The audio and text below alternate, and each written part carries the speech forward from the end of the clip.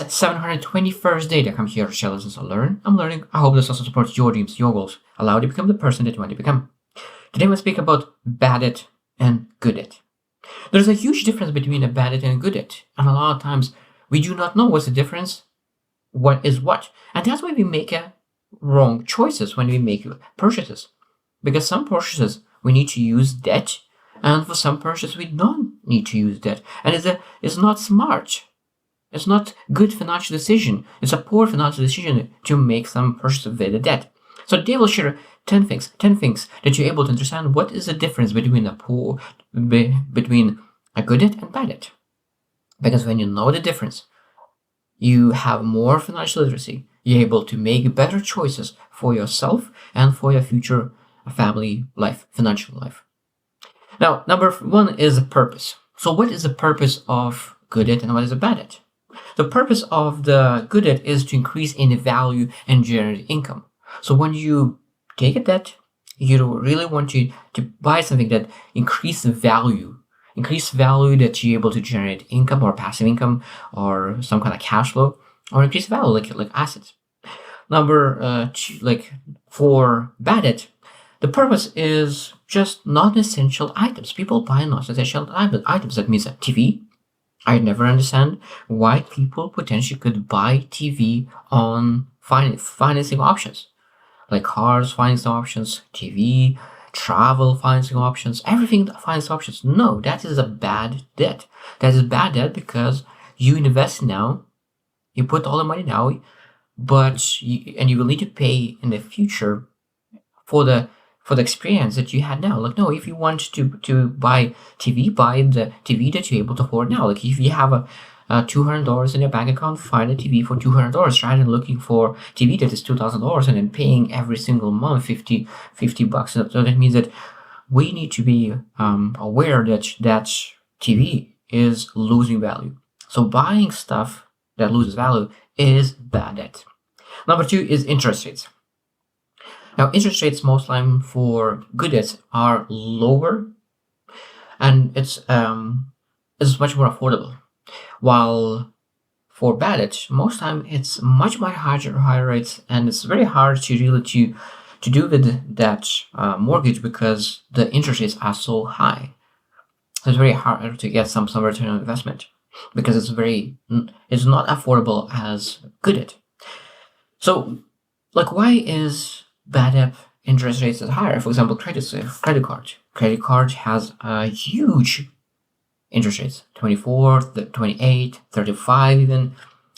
And people are paying huge interest rates because they bought something through credit card. And credit card it's a terrible thing to buy something that loses value. While when people buy properties, they have a lower interest rate because they buy for long term and they have less risk because they have ability to have collateral, and it reduces the risk for the bank as well. Number three is asset acquisition. So, of course, good debt allows you to buy assets. It could be a property, it could be a business. But now, like, banks even want to willing to give you bigger amounts of money with the lower interest rates and being able to repay in a longer time, because now that you're buying something that creates value, like assets or businesses who will generate income, and that's why the banks are willing to give that. While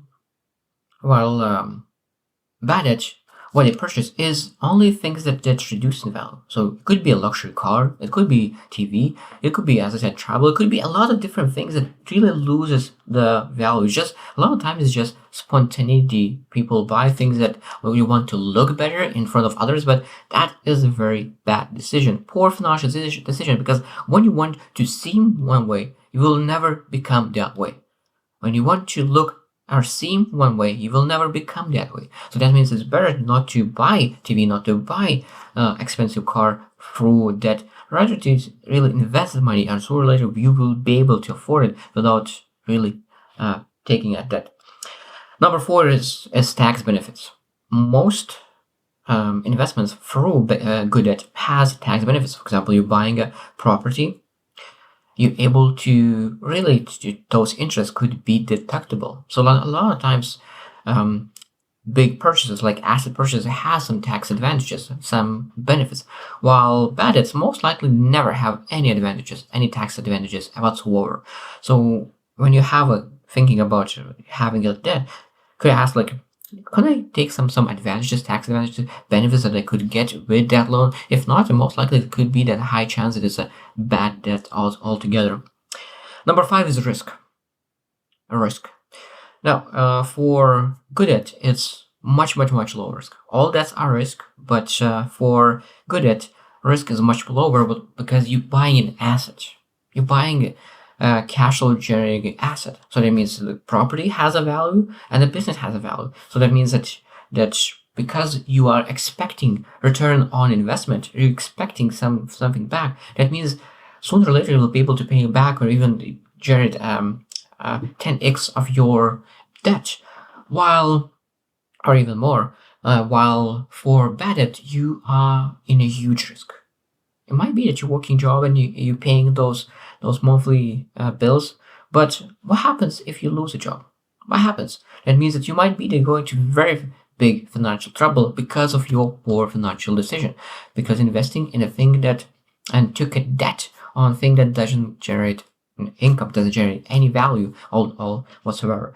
Number 6 is impact on credit score. Impact on credit score. So that means, of course, good debt have a positive impact on your credit score. You take a good debt, you invest in an asset, it generates some kind of cash flow, you put it on a mortgage, and it elevates your credit score.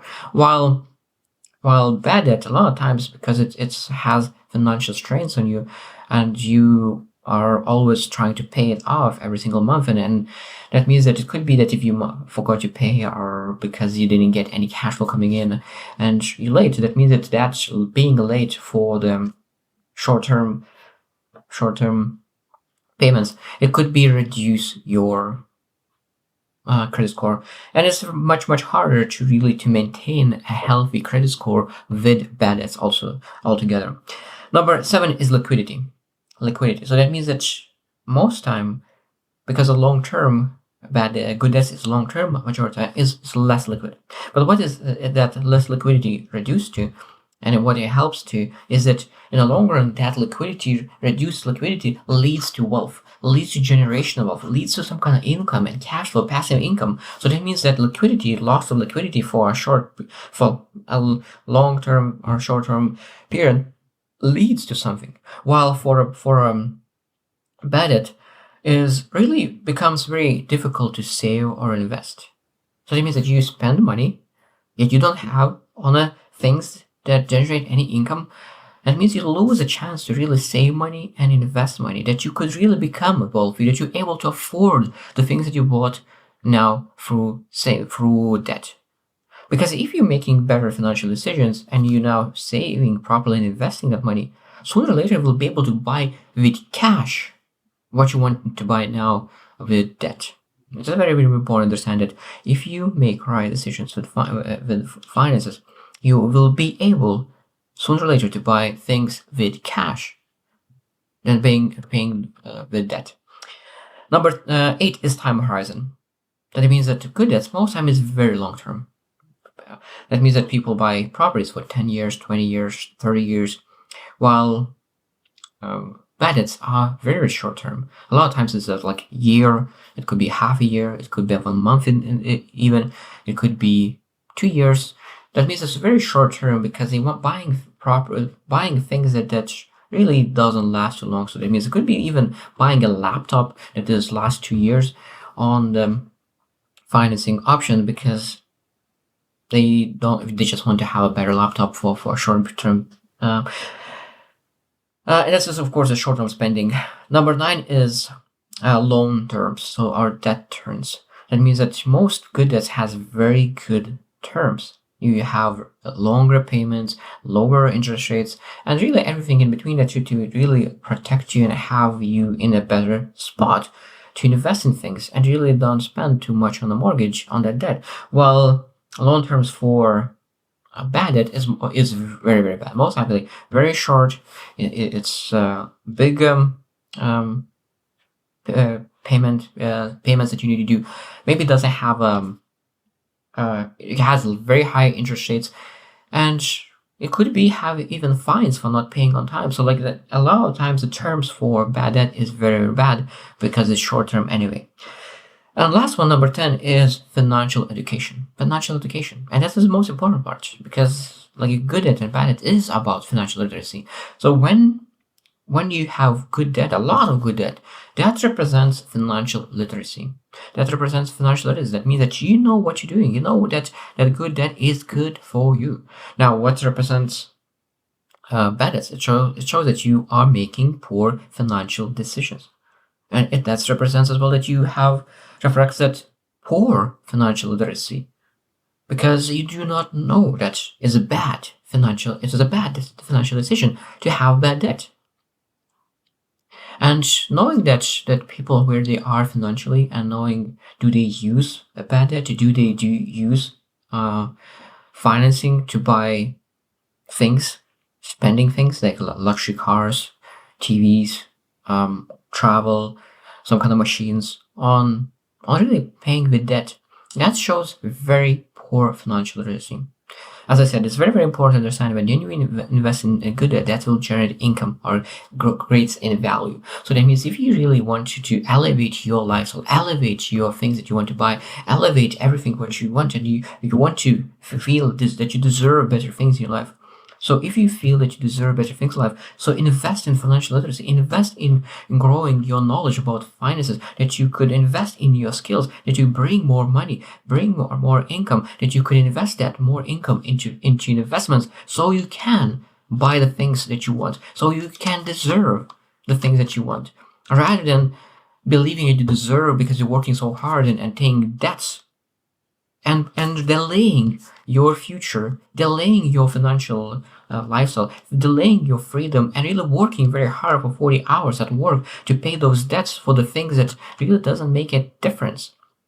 For me, I'm really, really passionate about this topic because I always do not understand how people make decisions, irrational decisions regarding the finances, buying the things.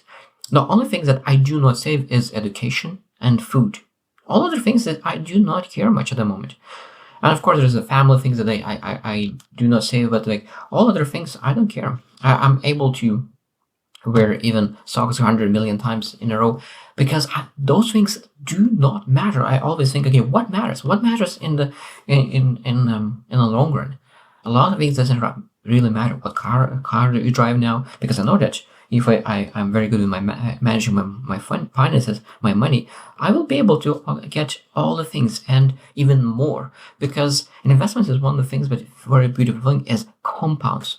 When you multiply by double your money, then it's 2, 4, 8, 16, 32, 64, 128. And after it starts to multiply by 2, it just expands and compounds so fast. And just sometimes you just need to give a decade, 5 years. And not buying shit that really reduces your chance to get the freedom, and really buying and investing in things that really elevates your ability to build that financial freedom. So I hope really that you reflect on your last year purchases and how many purchases you did through debt that was a good debt or bad debt. That if you purchased laptop, phone, anything on debt, that means that was a bad purchase, that it was bad debt. That means maybe you're able to start looking at how I'm able to make more money that I don't need to use debt, bad debt. How I'm able to implement good debts in my life. What I'm able to purchase with my income now that could increase value. Even the courses that I really love, that courses, the Skillsets courses, are the good debt. Taking a loan and buying your courses is a good debt. Because that will increase your capacity to learn money, and that means it will generate income. So that means when you have a chance to buy a car and take a loan, and you have a chance to buy a course, what you will choose? To look nice in front of others that you have a nice car? Or you will be good because you invested in yourself, in growing yourself, improving yourself, and really find a way how to make more money so you able to afford the car that you want. So I hope you choose to win, and see you tomorrow.